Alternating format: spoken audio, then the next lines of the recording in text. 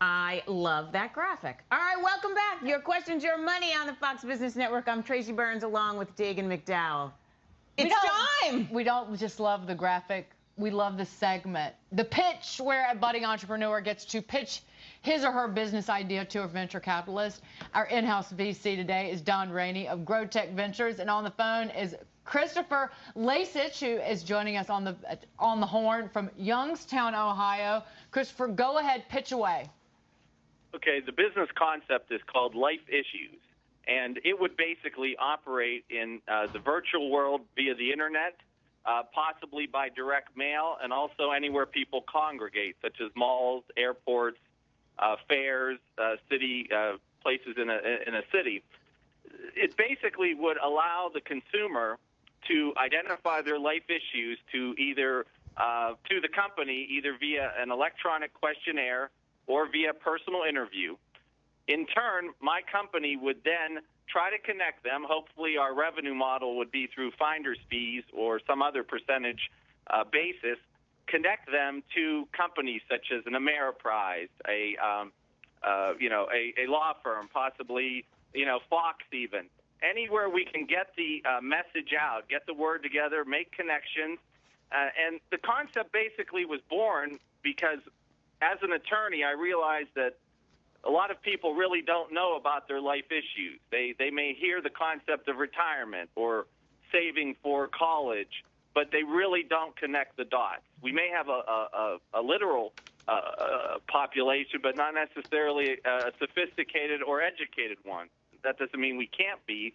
So we would basically be in the position of connecting people and identifying their life issues, and it could even be medical issues, it could be promotional products, many different ways that my proprietary software would then connect this consumer with the companies that we would partner with, and thus we would identify their life issues.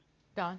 So it combines a lot of things that have worked. I mean, from the psychic hotlines to about.com, and so there's a lot very much to follow up here, and quite a bit of intriguing.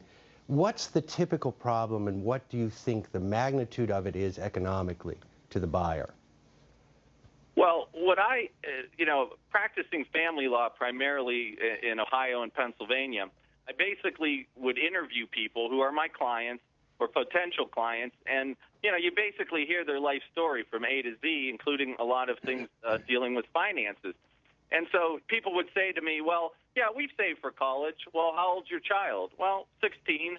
And then they'd show me two bank books that have about $300 in them. Or someone might know about the Roth IRA but not really know how to get started.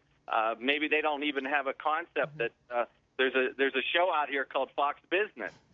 So I'm trying to basically connect the dots. I think we don't process information as well as we should in this country, and that's part of this, that we're trying to basically connect people for their particular life issues. For example, someone may have a mortgage at 11% interest. They just have never got around to, being connected with someone that could help them refinance it lower. That would be an example also. Yeah, I'm trying to get a handle of, will the people that need the help ask for the help? What is the hurdle of the problem, right? When you initially posed this, I thought it might be people with smaller problems. What do we do this weekend, or how do I deal with my recalcitrant teenager? Easy for you to say. Yeah. And, so life dilemmas is additional to financial problems, because a lot of people struggle and think, well, what do I do? I'm in a jam, or I don't understand this, and I need to know and talk to somebody who does. I've never been in this place before. Do you envision asking them after the fact? How do you go back to the consumer if you make a match, they go and get the service? Do you talk to them about their experience after the fact? That would certainly be something I would consider. I mean, I think the way this might have to work is maybe outline some test concepts in selected regions, cities, possibly even countries. See how it goes initially. Again, the scale is pretty big, I think, and originally I was focused on finances and those type of important life issues, but It could be anyone that maybe doesn't know how to book a trip to Mexico, and that person then says, well, we then connect them to, American Airlines or something like that. Don, it sounds like the pitch needs honing a great deal. People have all kinds of dilemmas, right? Some are life started with his problems, right? Some are simpler, and so what people really typically want is, I'm faced with a dilemma. Can you give me data on what other people faced with the same dilemma that are similarly situated to myself decided? And ideally, show me those 4 things that they decided. And of those that chose each option, who was happiest? Right? The other thing they typically want is, in my stead, what would an expert do? Now, people will not become experts and may not be able to afford to avail themselves of experts, but what an expert would do is a useful perspective. This is on the line of an expert, but I think that people would hire the expert when they're a little further downstream of the dilemma. They need to know, they need to get some initial steering and then down the path. I love the idea of people reaching out and solving information with the wisdom of a crowd, the wisdom of experts. But I think the feedback loop has to be clearer to be compelling. Well, an idea is not a business, and this is in the idea stage, right? Well, this is a worthwhile service. I think that there's a market for this service. What does he do next?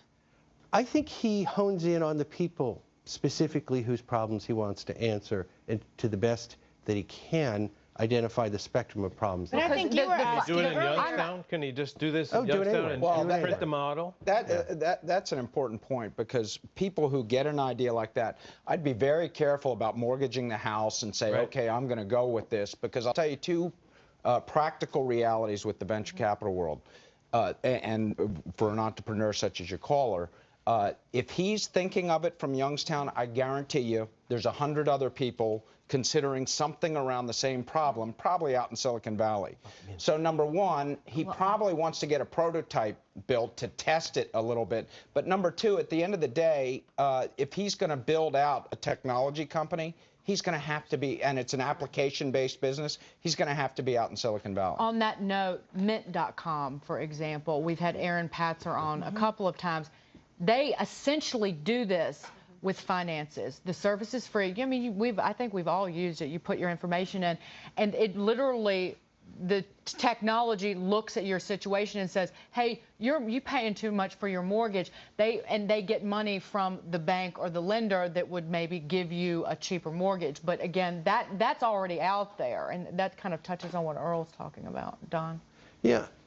I think that there's a market in the people, whatever people define as their own dilemmas, what they're trying to figure out, what they're searching on the internet, and that would be a very good proxy. I guess it's 30–40% of the queries on Google are now posed as questions. So people are going to the internet, turning to the internet for advice. They'll do some research, but what they're beginning to really want, and in a sense deserve, is the experts, what people that have been there before have said, what the demonstrated track record of people that have this problem have done. We got to jump to break, but quickly, how was his pitch? I like it. It's good. I think it's important that he gets in there that he was an attorney, because he's been in the business of selling services, and that, yeah, I understood that he knew how to sell advice for money, and What's that's important. next for him? Honing in on an audience, honing in on a set of problems. I think finance is a little big a bear to try to take down with the first shot. Thank you. Thank you to all. That was great. That was and good thank you, stuff. Christopher. Hopefully that was Good luck, helpful. Christopher. Good luck out Good there. luck to you. Good luck, man. Thank you. More of your questions and answers to them about your business. Stay with us.